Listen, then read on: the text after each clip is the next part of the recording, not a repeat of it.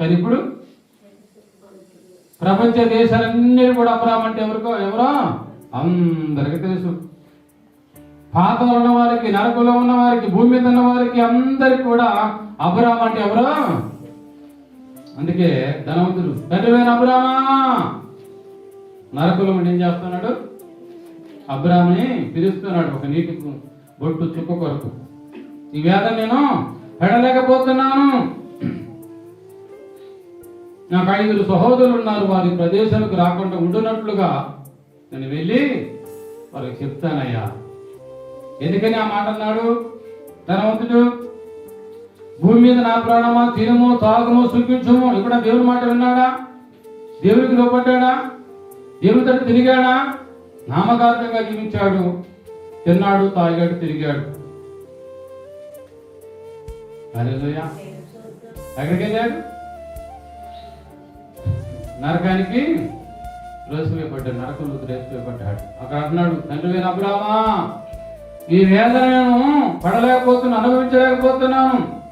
అగ్ని ఆరదు పురుగు, భయంకరమైన అగ్ని పురుగులు తట్టుకోలేక అంటున్నాడు, అయ్యా నేను వెళ్ళి నా సహోదరికి చెప్పొస్తానంటే అంటున్నాడు అబ్రహాం.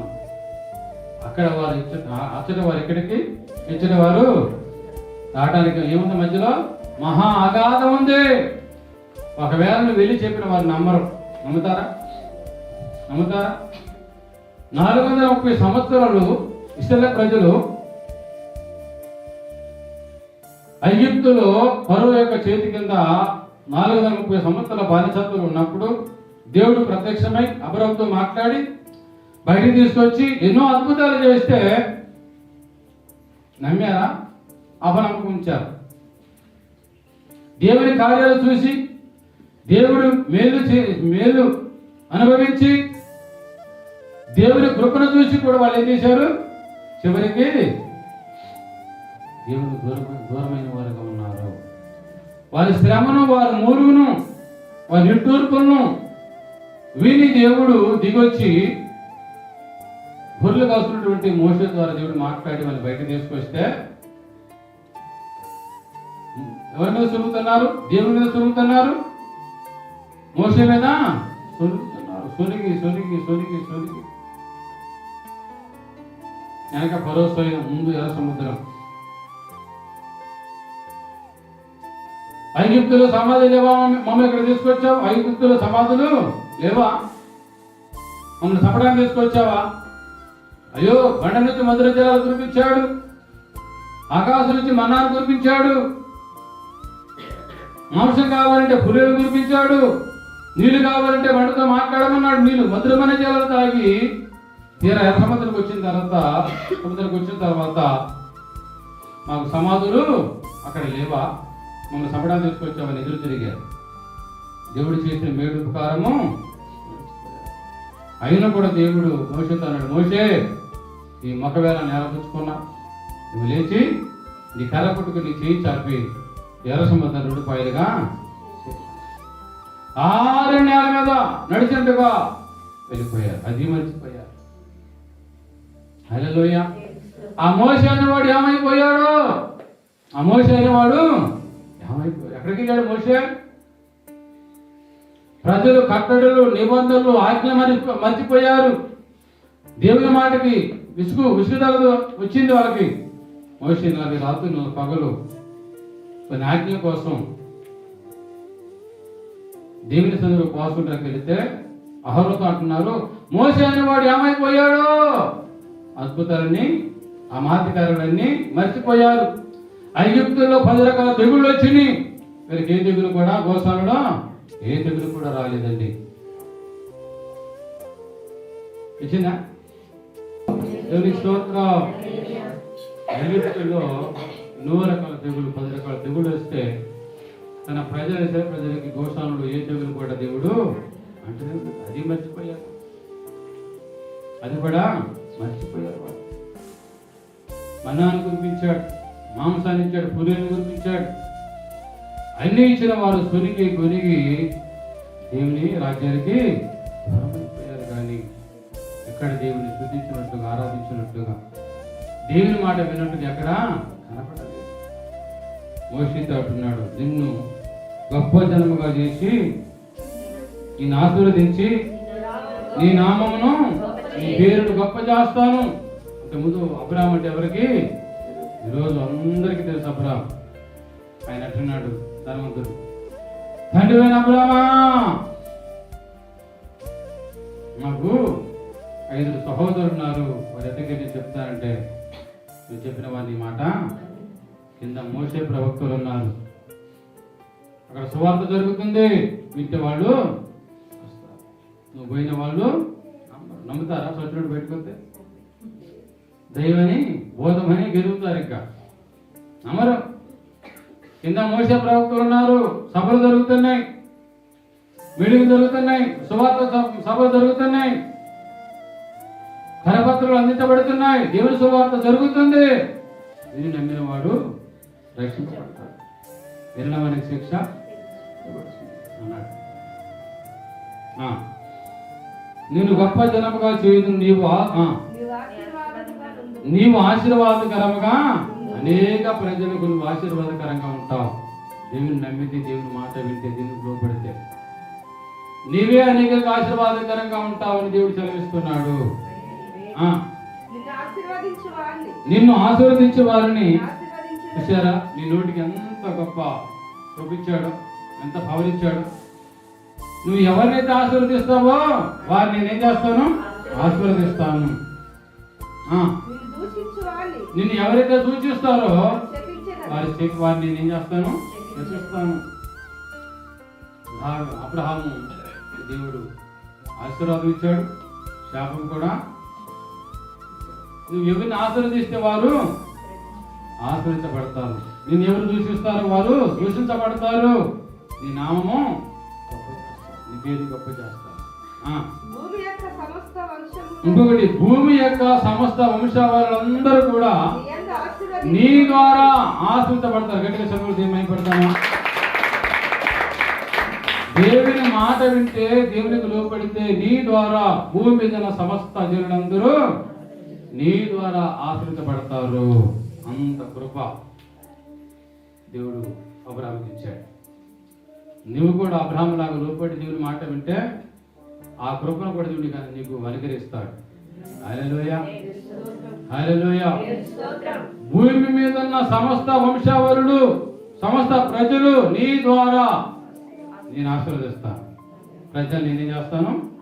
ఆశీర్వదిస్తాను. వాగ్దానం చేశాడు దేవుడు అబ్రాహాముకి. హల్లెలూయా.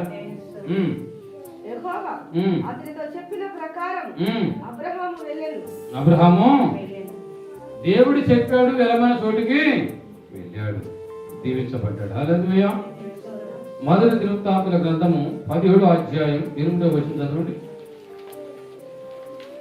మొదటి దినవృత్తాంతులు 17:8 మనం గమనిస్తే చాలా మంది భక్తులకు దేవుడు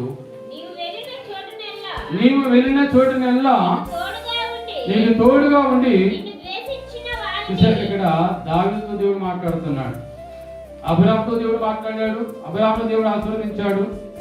ఇలా చాలా మంది దేవుడు తన ప్రవక్తల్ని ఎన్నుకున్నాడు, కోరుకున్నాడు. వీరందరూ కూడా మంచి పరిచయం చేశారు, దేవునికి లోపడ్డారు, దేవుని మాట విన్నారు, దేవునికి ప్రార్థన చేశారు, మరపెట్టి దేవుని ద్వారా కార్యాలు పొందుకున్న వారే వీరందరూ. నువ్వు వెళ్ళిన చోటల్లా నీకు తోడుగా ఉండి, నిన్ను ఎవరైతే ద్వేషిస్తారో, అవమానపరుస్తారో నీ ముందర నిలవకుండా నిర్మూలన చేస్తానని దేవుడు దావీదుతో అంటున్నాడు. నీవు వెళ్ళిన చోటల్లా నేను తోడుగా ఉంటాను. ఎప్పుడు? దేవుని మాట విన్నప్పుడు, దేవుని లోపడ్డప్పుడు, దేవుని విశ్వాసం ఇచ్చినప్పుడు, నువ్వు అడుగుపెట్టు ప్రతి స్థలం దేవుడు ఆశీర్వదిస్తాడు. నువ్వు వెళ్ళిన చోటల్లా దేవుడు ఆశీర్వదిస్తాడు. హల్లెలూయా. ఇక్కడ దావీదు వెళ్ళిన చోటల్లా దేవుడు అతన్ని ఆశీర్వదించాడు. ఇంకో పని చేశాడు.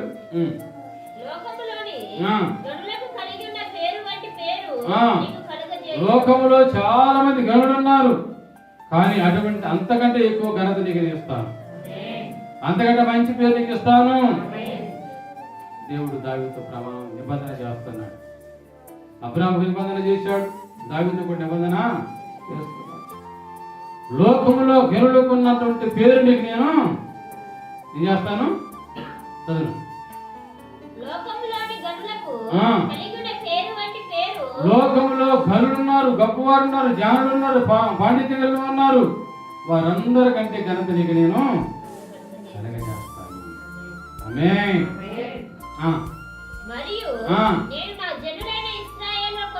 నేను నా చెరులైన ఇశ్రాయేలు కొరకు ఒక స్థలము ఏర్పరిచి వారిని నేను చేస్తాను, నాటుతాను, వారిని ఫలింపు చేస్తాను, వారి దీవెనకరంగా ఉంచుతాను, వారిని ఆశీర్వాదకరంగా నేను ఉంచుతాను. నాటినప్పుడే కదా మొక్క మొలిచేది. నాటుకుంటే మొక్క రాదు కదా. దేవుడు నాటుతానంటున్నాడు ఈరోజు.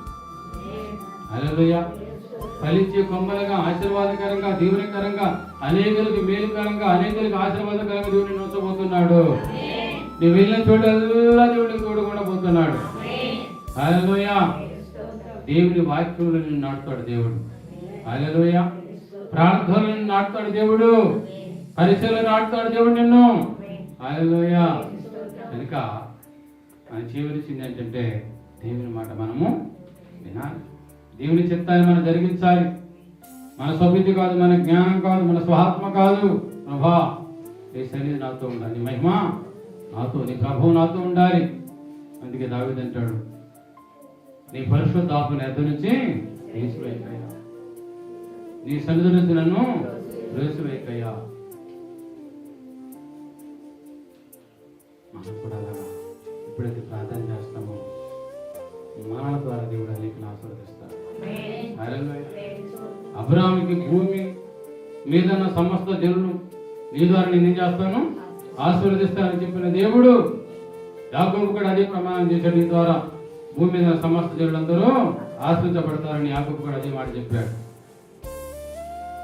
నీ ద్వారా నా ద్వారా కూడా దీవించబడాలంటే అబ్రహాము, మోషే, యాకోబు, ఇస్సాకు, దావీదు ఎలా లోపడ్డారో మనం కూడా లోపడితే మన ద్వారా అనేక దేవుడు ఆశీర్వదిస్తాడు.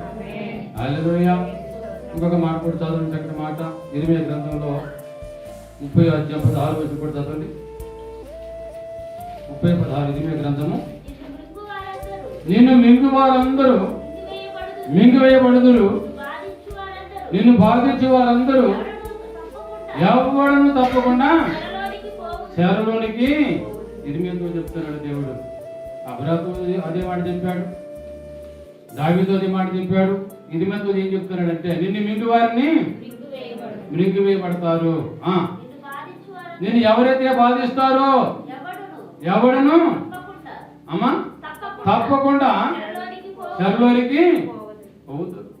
నిన్ను ఎవరైతే దూషిస్తారో, అవమానపరుస్తారో, నీ మీద ఎదురాడతారో వారిని తప్పక వారు ఏం చేస్తారు, నేను చెరలోకి పంపిస్తాను, శ్రమలోకి పంపిస్తాను, చెరలోకి నేను పంపిస్తాను. మనం దేవుని మాటని దేవుని లోపడి దేవుడు ఏం చెప్తున్నాడు ఆ మాట మన వీళ్ళు లోపడితే మనలో కూడా దేవుడు అలాగ ఆశీర్వదిస్తాడు.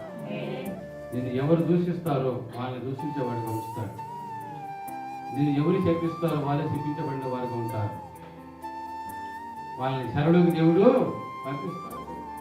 అందుకని నీకు విరోధంగా రూపించబడిన ఆయుధము, నీకు విరోధంగా రూపించబడిన ఆయుధం కూడా వర్తిల్లదు. దేవుడు మన పక్షాన్ని ఉంటే, దేవుడు మనతో ఉంటే, మన వెళ్ళి చూడల్లా దేవుడు ఉంటే మనకి విరోధంగా రూపించబడిన ఆయుధము వర్తిల్లదు. హల్లెలూయా. ఇర్మీయాతో దేవుడు అదే మాట పంపించాడు. ఇంకొక మాట గలతీ పత్రికలో కూడా మనం గమనిస్తే 3వ అధ్యాయం 8-9 వచ్చిన గలతీ పత్రిక 3వ అధ్యాయం 8 వచ్చిన దేవుడు విశ్వాస మూలముగా చూసారు ఇక్కడ, దేవుడు విశ్వాస మూలముగా అన్ని జనులు ఏం చేస్తానని చెప్పాడు, నీతిమంతులుగా చేస్తానని చెప్పాడు. ఇప్పుడు మనం ఎవరు అంత ముందు దేవుని ఎరగిన వారం, అవిశ్వాసం, అన్ని జనాంగం. కానీ ఇప్పుడు యేసుక్రీస్తుని మనం నమ్మి విశ్వాసం ఉంచిన తరపు మనం ఏమయ్యాం, నీతిమంతులుగా మార్చబడ్డాం. హల్లెలూయా. అదే తీర్చిన లేఖనం ముందుగా చూచి ఆ, నీ యందు అన్ని జనులందరూ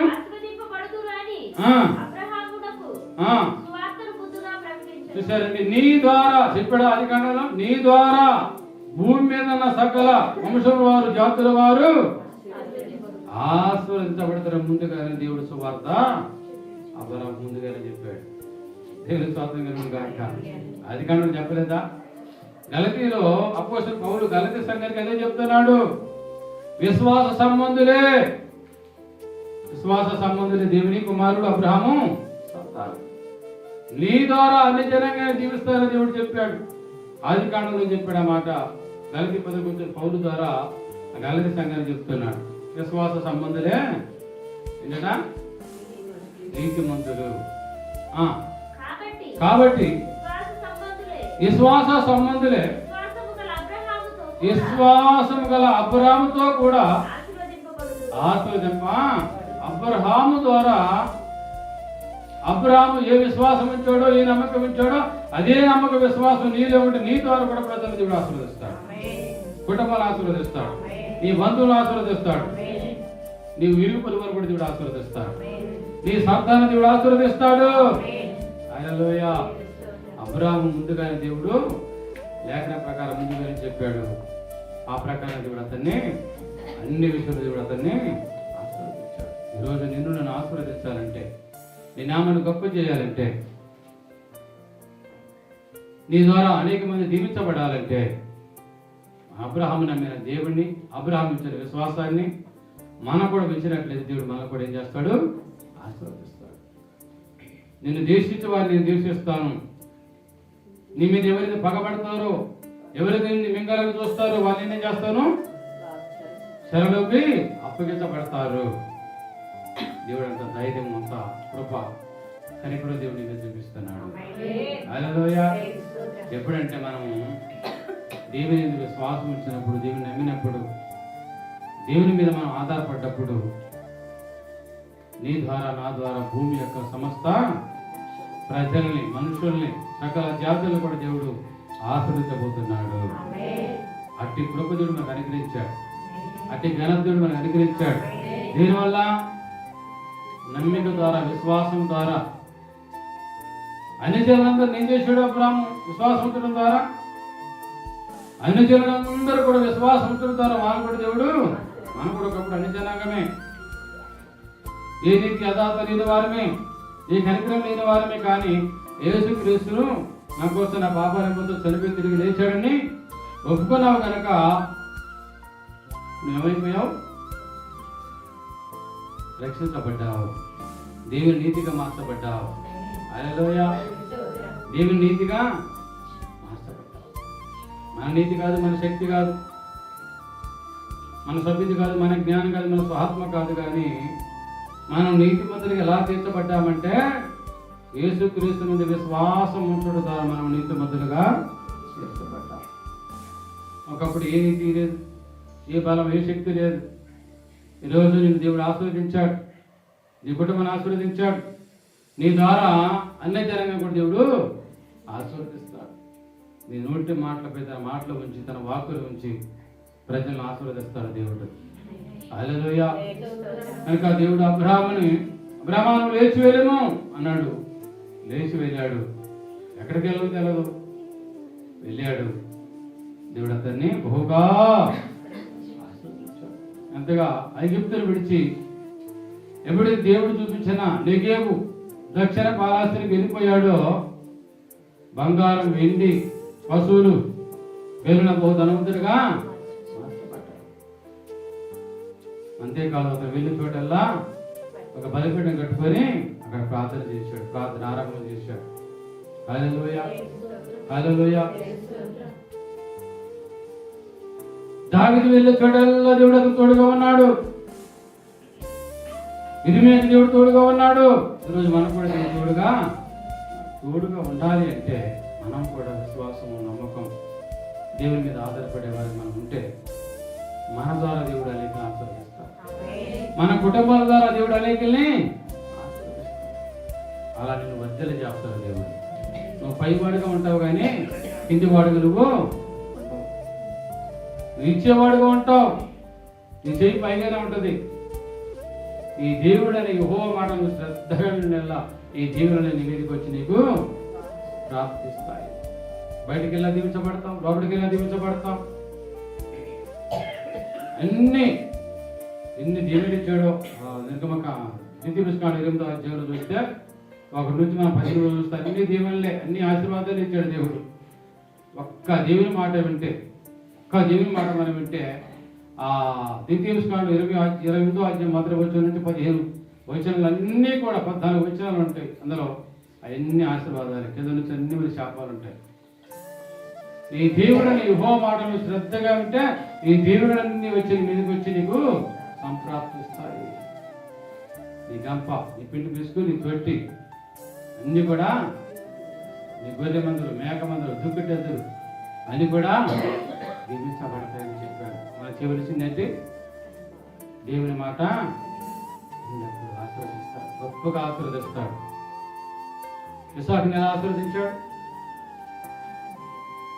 ఇస్సాకు ఆ దేశం ఉన్న వాడు విత్తనం వేశాడు, ఎలా ఆశీర్వదించాడు?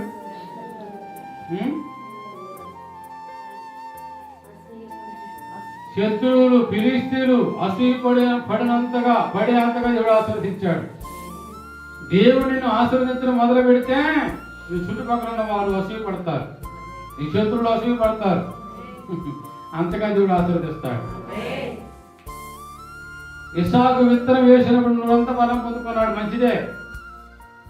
ఫిలిష్తీయులు ఇశ్రాయేలు శత్రువులు, వీళ్ళు అమాలేకీయులు శత్రువులే. ఎట్లా ఆశీర్వదించాడంటే ఇస్సాకు దేవుడిచ్చిన ఆశీర్వాదాన్ని బట్టి ఫిలిష్తీయులు ఏం పడ్డారట? అసూయపడ్డారు. అసూయపడి ఏం చేశారు? నీలబావులు మన్ను పోశారు. మన్ను పోసి ఎంత అసూయ ఉంటే మన్ను పోసుంటారన్నాడు. ఎంత అసూయ!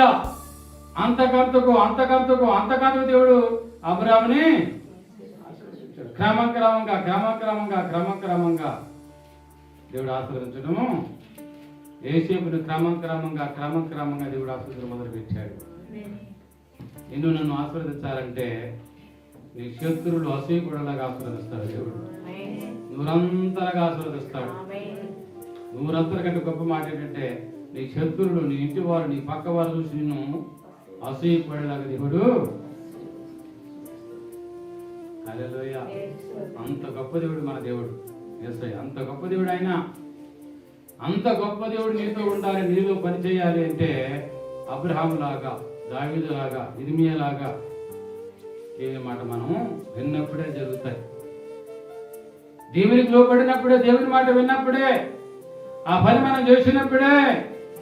అందుకంటాడు, మీరు నా వాక్యం మీద నిలిచిన వారైతే నాకు శిష్యులు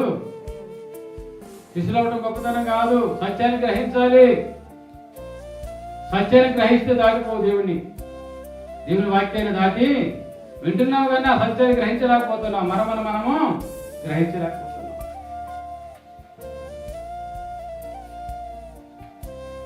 వాక్యంలో నిలిచి ఉండాలంటే ఆయన సత్యాన్ని మనం గ్రహించాలి. ఆయన వాక్యం నిలిచి ఉంటే ఆయన సత్యాన్ని మనము, సత్యం వేరు, సర్వసత్యం వేరు. ఆ వాక్య ప్రకారంగా మనం జీవిస్తే ఖచ్చితంగా దేవుడిని ఆశీర్వదిస్తాడు. ఖచ్చితంగా దేవుడిని విస్తరింపజేస్తాడు. నన్ను జీవితాలు విస్తరింపజేస్తాడు. శత్రువు అసూయపడేలాగా దేవుడిని ఆశీర్వదిస్తాడు. హల్లెలూయా! దేవుడు ఆశీర్వదించ మొదలు పెడితే ఆపేడు ఎవరి తరం కూడా ఎవరు కూడా ఆపు కనుక అబ్రాహాము, నువ్వు లేచి వెళ్ళము, నీ దేశం నుండి, నీ బంధువుల నుండి, నీ తండ్రి నుండి నువ్వు లేచి వెళ్ళము, నేను గొప్ప జనముగా చేసి నేను ఆశీర్వదిస్తాను. భూమి మీద సమస్త వంశావళులు నీ ద్వారా ఆశ్రితపడతారని దేవుడు అబ్రాహాముకి నిబంధన చేశాడు. వాస్తవంగా అది జరిగింది. హల్లెలూయా! దావీదు వెళ్ళిన చోటల్లా తోడుగా ఉన్నాడు, జయం పొందుకున్నాడు. ఇర్మియాకు కూడా తోడుగా ఉన్నాడు. ఏ శత్రువులైతే అవమానపరిచారో వారి చెరలోకి తీసుకుని వెళ్ళిపోయాడు. దేవుని మాట, దేవుని వాక్యాన్ని మనం కైకొంటే ఏ శత్రువుకు నేనేమి, ఈ అపవాది నేనేమి. కనుక అబ్రాహాము నమ్మాడు. ఆ నమ్మకం మనలో ఉండాలి. అబ్రాహాము ద్వారా అన్ని జనుల దేవుడు ఆశీర్వదించాడు. మన ద్వారా కూడా అన్ని జనుల దేవుడు ఆశీర్వదించాలి అంటే అబ్రాహాము లాగా మనం లోబడి ఆ నీతిని అనుసరిస్తే మనల్ని కూడా దేవుడు ఆశీర్వదిస్తాడు. ఇస్సాకుని ఎంతగా ఆశీర్వదించాడంటే శత్రువులు చూసి ఫిలిష్తీయులు చూసి అసూయపడేంతగా ఆశీర్వదించబడ్డాడు. హల్లెలూయా. వాళ్ళు మన్ను పోసి బాయిని గుడిస్తే మళ్ళీ ఏం చేసిన దేవుడు? మంచి ఓటల గల బావులు ఇచ్చాడు దేవుడు. హల్లెలూయా, హల్లెలూయా. దేవుడు ఇవ్వటం మొదలు పెడితే ఎవరి వల్ల? అని కట్టి దయచేరు ఇది మాకు దీనికి వరకు చేయను కాక.